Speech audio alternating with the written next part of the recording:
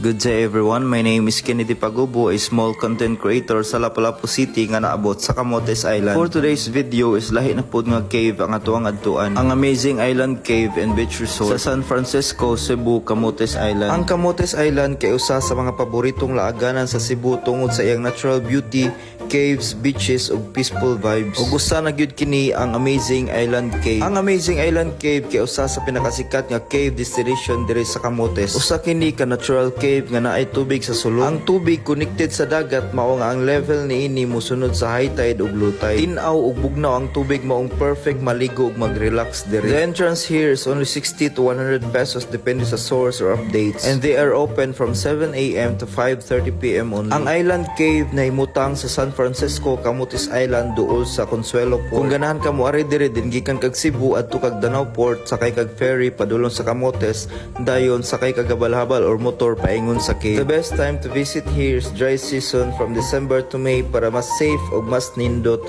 ang tubig. Mas maayo low tide kung gusto nimo ma-explore ang sulod. Ug nganong gitawag man siya Amazing Cave, kay unique ang cave plus dagat combo, klaro ug aesthetic ang tubig, perfect for photos, adventure and relaxation in one place. Anyways, for those who didn't know, I am a tour guide for 6 years. Boracay, Bohol, Cebu, South and North. Usually sa kuha mga guests is foreign pero budala ra ko og local sometimes. Kung naamoy family or friends nga ganahan magpa-tour, you can send me a private message. If the price is right, inom og Sprite. Kung ganahan mo ginani nga mga videos, follow for more.